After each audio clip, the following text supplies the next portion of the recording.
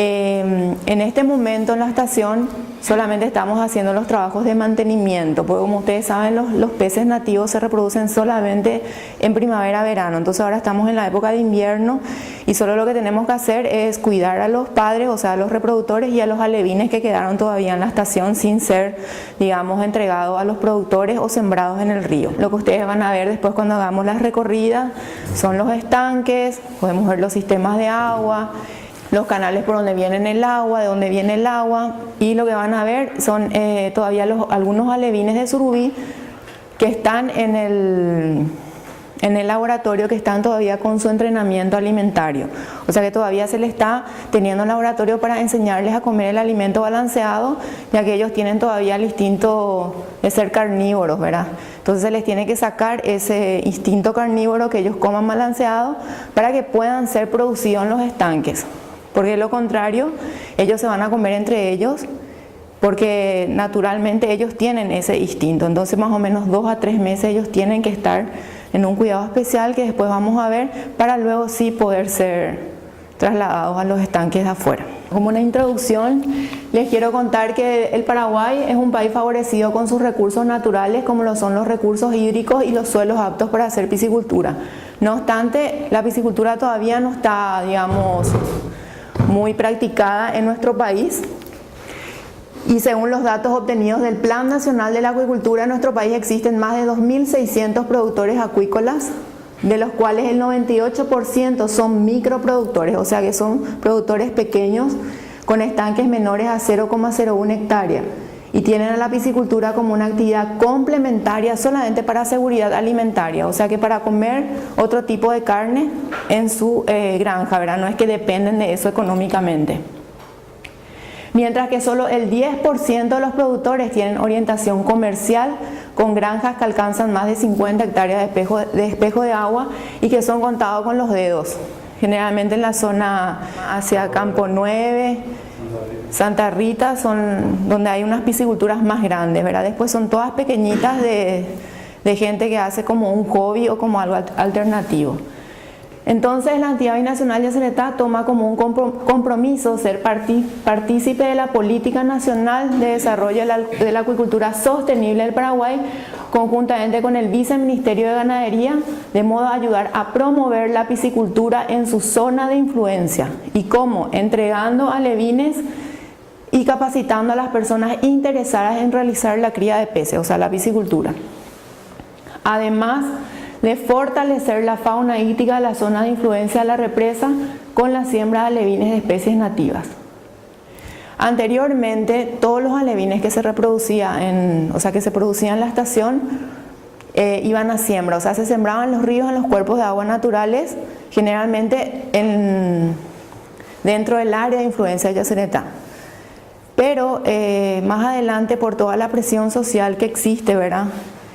Se está tratando de que una parte de esos alevines vaya para hacer piscicultura, o sea, fomentar la piscicultura, a ver si se puede cambiar un poco los hábitos, ¿verdad?, de algunas personas que explotan todavía, digamos, naturalmente los peces, y hacerlos piscicultores. Es un poco difícil, ¿verdad?, pero se está apuntando entonces a los dos frentes, la parte social para la piscicultura y la parte medioambiental con la siembra de alevines, para fortalecer la riqueza de la fauna hídrica de la zona de influencia de Yacyretá.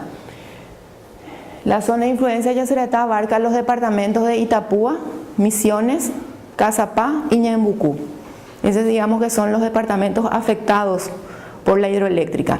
Entonces se da énfasis primero a cumplir con esas personas y luego a otras regiones del país, porque es muy difícil poder llegar a cumplir con todos los pedidos que hay de alevines. Que la estación de piscicultura depende del sector medio ambiente. El sector medio ambiente tiene varios programas.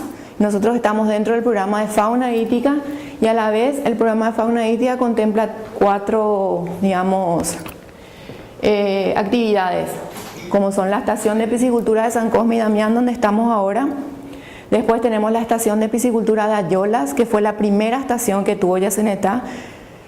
Antes se realizaba la reproducción de peces nativos allí, y ahora se realiza la producción de peces exóticos, o sea, de tilapia principalmente. ¿Saben la diferencia entre exótico y nativo, verdad? ¿Sí? Bueno, y después tenemos otra actividad que se llama monitoreo de la fauna íctica, que es un estudio que se realiza en el río Paraná, 300 kilómetros aproximadamente, desde Panchito López hasta la zona de Itapúa. Después les voy a mostrar bien. Y ¿qué se hace ahí? Se va y digamos se hace un campamento en unos puntos claves que se tiene. Se tiran diferentes tipos de artes de pesca y se van recaudando datos de los peces que se encuentran. Se sacan los peces, se mide, se ve el sexo, el contenido estomacal, la edad de los peces, etc. ¿Para qué? Para saber realmente identificar especies, qué especies hay en tal lugar, si en el transcurrir de los años ha cambiado su hábitat. La estación de San Cosme está ubicada en el distrito de San Cosme y Damián, departamento de Itapúa. Está asentada en un predio de 6 hectáreas y se constituye en uno de los mayores y modernos centros de producción de alevines de peces nativos de nuestro país. Cuenta en su primera etapa de las 6 hectáreas, 2 hectáreas son de espejo de agua. O sea, juntando todos los estanques, tenemos 2 hectáreas de agua.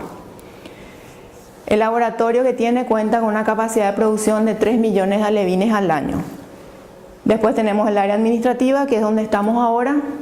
Tenemos un auditorio, tenemos alojamiento, tenemos depósito, taller, caseta de seguridad, etcétera, todas las cosas anexas que se necesitan para que funcione. Eso es más técnico, pero igual les quiero contar que el agua viene del embalse, con unas bombas que se encuentran allá, que después podemos ir a mirar.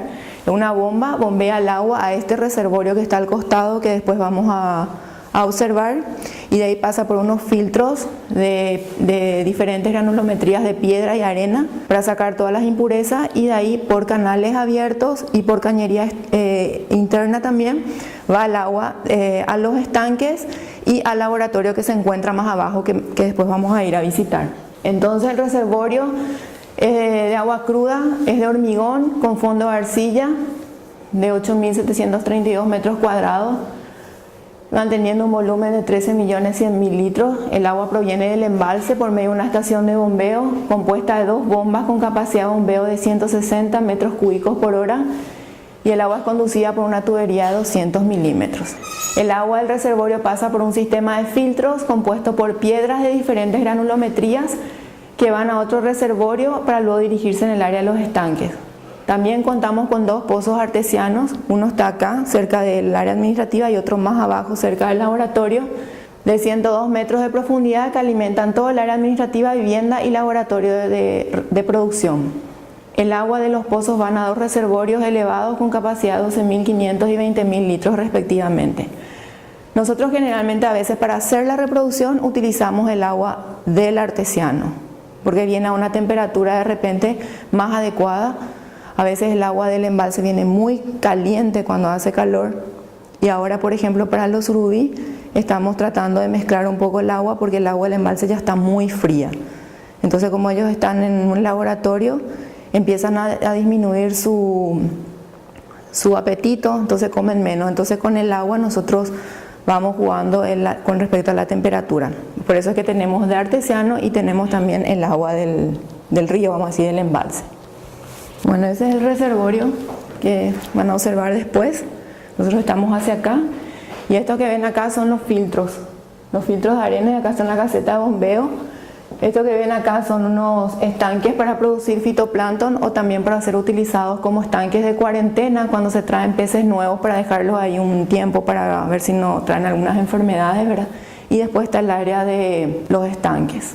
La temperatura ideal para los peces nativos va de entre 20 a 30 grados. Esa, digamos, es su temperatura confort, vamos a decir, donde ellos se alimentan, están activos. A medida que va más de 30 grados o menos de 20, ellos empiezan a disminuir su actividad.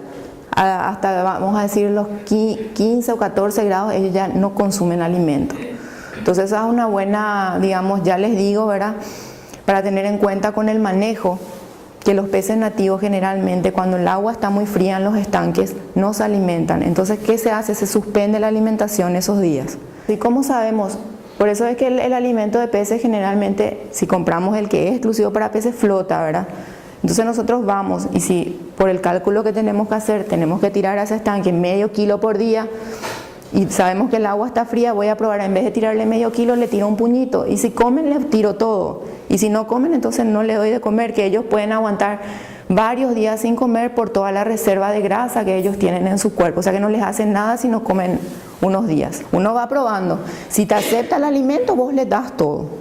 Y si no te acepta, vos vas disminuyendo. En vez de darle, vamos a poner 4, 8% que comen los alevines, vos le bajas de 8 le bajas a 6 o a 4 y vos te vas buscándole, porque ustedes saben que en producción animal nada es tan matemático, ¿verdad? Para eso está el manejo y la experiencia. Ustedes tienen que hacerse, ¿verdad?, observando.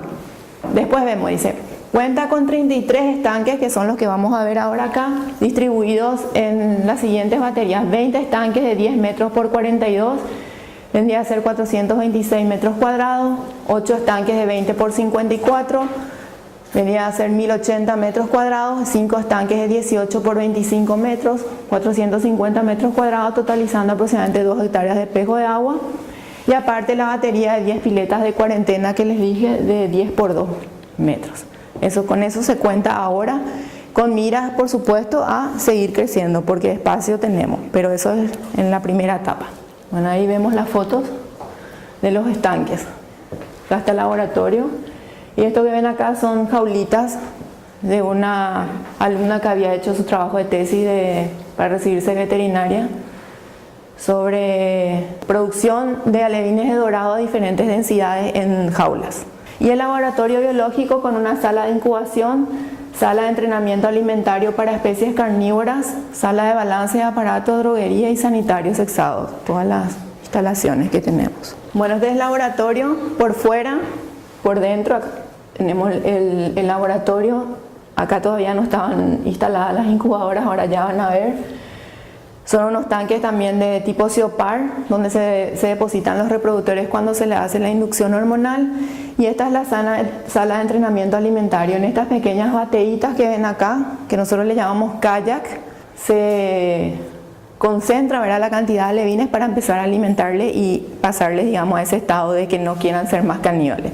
Acá lo importante que vean es la parte de canaletas abiertas, ¿verdad?, pero en este caso de cemento, ¿verdad?, por ser una estación de este tipo, porque en una piscicultura, digamos, más común, las canaletas pueden ser nada más que de tierra, ¿verdad?, con lo que implica por supuesto la limpieza y compañía, pero no hace falta que sea totalmente de cemento.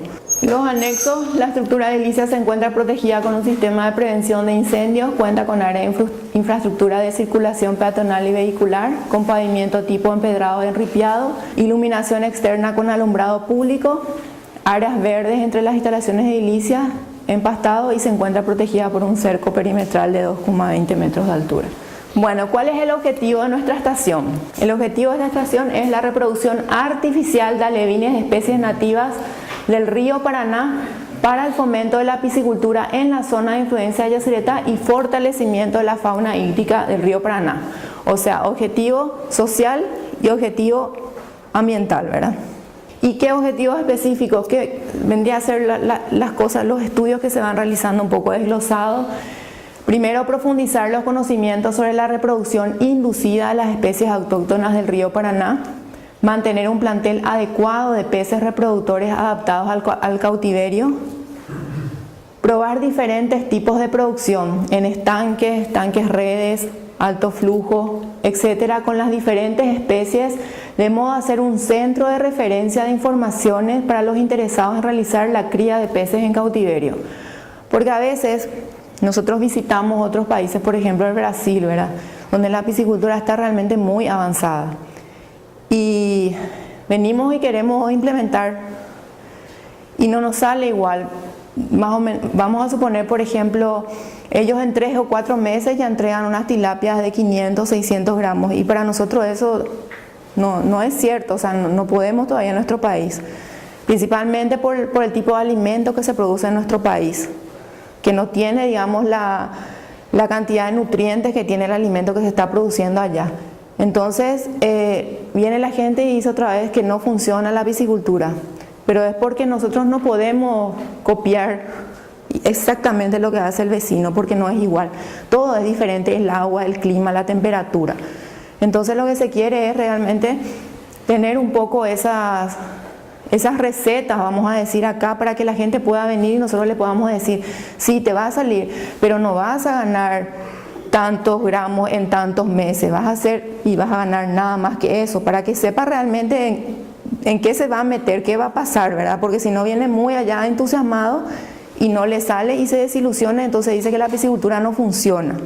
Y no es que no funcione, sino que tenemos que ir adaptándonos a nuestra realidad. Después, evaluar diferentes tipos de alimentos balanceados para peces en el laboratorio y estanques a fin de poder establecer las raciones más recomendadas de acuerdo a la especie y tipo de producción que se desea realizar. Identificar los niveles adecuados de parámetros físico-químicos del agua, oxígeno, temperatura, amonio, nitrato, pH, CO2, etc. Y desarrollar la tecnología de reproducción y cría de peces carnívoros surubí dorado. ¿Y con qué especies trabajamos? Trabajamos con el pacú, Pieractus mesopotámico, que entre las especies nativas es la mejor para hacer piscicultura, es la más adaptada y la tecnología está al alcance de todos. Y es como yo le digo siempre un chanchito porque come todo lo que le das. Le das balanceado, come, le das fruta, come, le das semillas, come, él come todo lo que vos le das, ¿verdad? Después tenemos a la boga, Leporinus sp, al Prochilobos lineatus o el carimbatao sábalo. La randia, ¿conocen la randia? No. El ñurundia. No sé si por ahí ustedes se van a pescar en los balos y sale un bagrecito cuando uno quiere pescar taredí, ¿verdad? Bueno, esa es la randia. Ese es un tipo mandí que llevado a piscicultura crece muy bien y tiene una carne muy sabrosa y no está explotado en nuestro país y es una especie nativa de nuestros arroyos en este caso, ¿verdad? Después tenemos a los dos tipos de surubí, el fasciatum, el Pseudoplatystoma fasciatum, que es el atigrado. ¿Conocen los tipos de surubí? Si se van a la pescadería, miren ahora, hay un surubí que tiene rayas tipo un tigre, por eso se llama atigrado, y otro que tiene motas, puntos, que es el famoso pintado que le dicen los brasileros y es el Pseudoplatystoma coruscans. Y existen otras especies de surubí en el río Amazonas, pero nosotros manejamos estas dos especies. Y después tenemos el Salminus brasiliensis, que es el dorado. Estas son las dos especies carnívoras que nosotros estamos experimentando, con el dorado y con el surubí. Los dos. Hicimos atigrado, hicimos pintado, hicimos híbrido también. En el Brasil, para piscicultura se utiliza el híbrido, porque ustedes saben por su carrera que los híbridos tienen mayor crecimiento, son más, ¿cómo que se llama? Resisten a las enfermedades, llámale X. Solamente que si hacemos híbridos, no podemos utilizar para siembra en el río. Sería solo para piscicultura. Porque vos estás poniendo otra especie otra vez dentro de la naturaleza. Lo que nosotros queremos es los alevines de surubí. ¿Para qué? Para que la gente haga piscicultura. Fomentar. Lo que estamos largando son pacú, boga, carimbatá, etc. De repente una vez largamos unos cuantos, ¿verdad? La primera vez que hicimos surubí, ¿verdad? Pero ahora ellos vuelven otra vez a adaptarse a su hábito, digamos. Los animales tienen una capacidad muy grande de readaptarse otra vez a la situación. Solamente que se les larga también a un tamaño en que puedan sobrevivir, digamos, más en la naturaleza. Porque ustedes saben que en el momento en que la hembra está desovando, están ya los depredadores, ¿verdad? Comiendo los huevos. Bueno, ahí las fotos un poquito para que vean, si conocen el sábalo, el famoso batá o carimbatá. Bueno, después está el pacú, la boga, esta es la randia o el yundia que les dije. Bueno, y surubí, este es un surubí atigrado, ven que tiene rayas, y los dorados. Después tenemos el manejo en los estanques, tenemos que lograr que estos peces de vivir en la naturaleza se adapten a vivir en un estanque. Que como su nombre lo dice, es agua estancada, ¿verdad? Que se recambia según necesidad nada más. Entonces ellos tienen que adaptarse a esa vida nuevamente y adaptarse al alimento que se le va a dar, que es el alimento balanceado y no más el cazar. Algunos se adaptan muy bien. El surubí, cuando viene grande ya de la naturaleza, a veces no quiere adaptarse a comer balanceado, tarda mucho. El dorado sí, sin ningún problema ellos comen el alimento balanceado. Ahí vemos ya los alevines grandes a ser sembrados, se prepara con las bolsas de siembra. En estas bolsas se pone agua, alevines y oxígeno, y es el modo de transportar los alevines cuando uno compra de un lugar a otro. Y cuando uno llega al lugar de siembra, va a poner las bolsas en el agua y hace un periodo de aclimatación, ¿verdad? ¿Para qué? Para igualar las temperaturas del agua de transporte con la del agua del lugar donde van a ser depositados los alevines. Generalmente uno sabe qué cantidad por tamaño y horas que va a durar el transporte. Si son pequeñitos, vos podés transportar 10, 12 horas sin problema, una gran cantidad, como 500, 600 alevines. Depende del tamaño y de las horas que va a durar el transporte para ver cuántos alevines podés poner en cada bolsa. Y cuando llegan a la siembra, se tiene que saber más o menos qué temperatura está el agua de la bolsa y qué temperatura está, por ejemplo, el agua del estanque o el agua del río. Y calcular 5 minutos por cada grado de diferencia es lo que tenemos que dejar la bolsa sin abrir, digamos, en el agua de donde van a ser sembrados, ¿entienden? Si hay 2 grados de diferencia, vamos a suponer que vinimos a una temperatura de 20 y el agua está a 22, entonces 10 minutos dejamos las bolsas flotando y luego abrimos y hacemos que el agua despacito entre en la bolsa y luego liberamos los alevines, para que no tenga ese shock térmico y haya mortandad. Ustedes saben que los peces no regulan su temperatura corporal, ¿verdad? Son seres poiquilotermos. Esa es la reproducción de dorado. Cabemos ¿Qué temperatura se hace? ¿Una temperatura específica? Y la temperatura, lo que vos tenés que lograr entre 20 a 30 grados, lo ideal es 25, 26. Lo que vos tenés que lograr cuando incubás los huevos es que tu temperatura no varíe tanto. Máximo 2 grados de variación. Si empezaste con una temperatura baja de 20 grados, tratar de terminar con una temperatura baja. Y si empezaste con una temperatura alta, 28 grados, tratar de terminar con eso. Cuando se tiene un reservorio grande, tipo las variaciones no son muy grandes en el día. Necesitas 18 a 24 horas para que nazcan las larvas. Pero cuando tenés un reservorio pequeño, entonces sí podés tener cambios bruscos de temperatura entre la noche y el día. A veces en noviembre, por ejemplo, hace mucho calor de día. Y a la noche sopla un viento y te baja toda la temperatura. Entonces, pero depende, ese es el cuidado que tenés que tener. Una vez al año se reproducen las especies nativas. Y no, o sea, tenés que cambiarle todo lo que es la parte climática. Porque ellos empiezan a producir los productos sexuales según la temperatura, la presión atmosférica, la humedad, las lluvias. Eso es lo que le da, digamos, el cerebro, la orden a su cuerpo para prepararse para reproducirse. Entonces tienen que hacerle un microclima otra vez, a ver si vos le engañás para decirle que ya tienen que volver a reproducirse. Pero normalmente es una sola vez al año en la naturaleza. Por ejemplo, los surubí son de hábito nocturno. Uno tiene que cuidarle los rayos solares. Tenés que tapar, tenés que darle comer de noche. Ahora van a ver cuando nos vayamos allá, toda la pieza está oscura para que ellos coman todo el día, porque si no van a comer solamente de noche, tiene hábito nocturno. Entonces todas esas cosas uno le puede ir cambiando. O sea, el hombre tiene la capacidad de poder hacer eso que no puede hacer la naturaleza, ¿verdad? Bueno, acá vemos cómo le estaban extrayendo el semen al macho. Acá vemos están incubando y acá vemos ya las larvitas. Ahí ya están más grandes. Son alevines de dorado. Estamos sembrando en uno de los estanques ya después de haber pasado su primera etapa. ¿Cuáles son los resultados que tuvimos? La siembra de más de 3.200.000 alevines desde el año 1999 hasta la fecha en el río Paraná y arroyos tributarios para el fortalecimiento de la fauna hídrica de la zona. También hacemos capacitación a las personas interesadas en realizar piscicultura en diferentes localidades de Itapúa y Misiones. A veces las personas de los asentamientos hacen una nota, piden, entonces nos vamos, les damos todo un día charla desde cómo construir su estanque, elegir el sitio, todo hasta, digamos, todo lo que es cosechas y venta del producto, ¿verdad?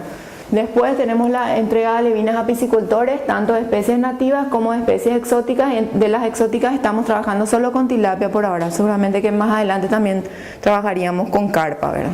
Otros logros, la reproducción de especies carnívoras, el surubí y el dorado, mediante la capacitación de los técnicos del programa por la empresa brasilera Coimagen que les conté.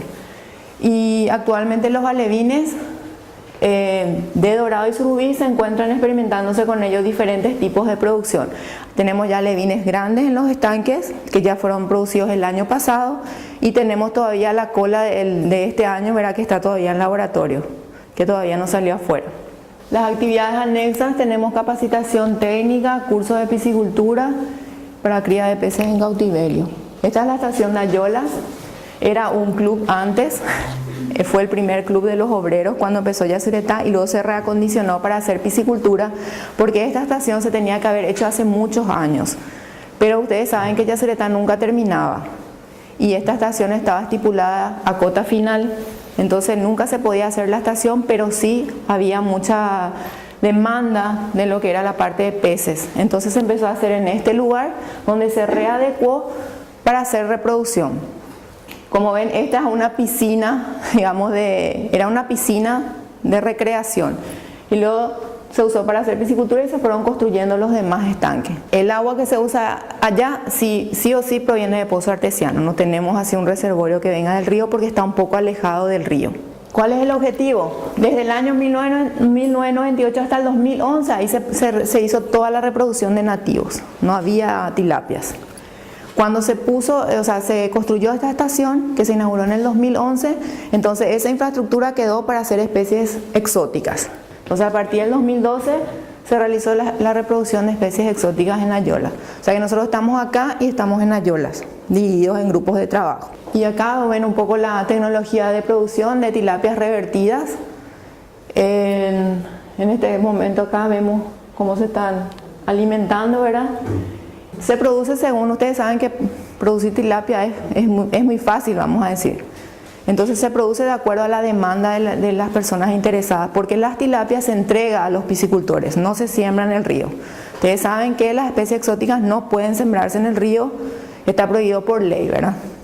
Entonces, cuando ustedes también el día de mañana, como profesionales, sean consultados, tienen que tener en cuenta también, cuando van a hacer una piscicultura, si van a hacer de especies exóticas, que no haya un peligro de que esos peces puedan pasar al medio natural, ¿verdad?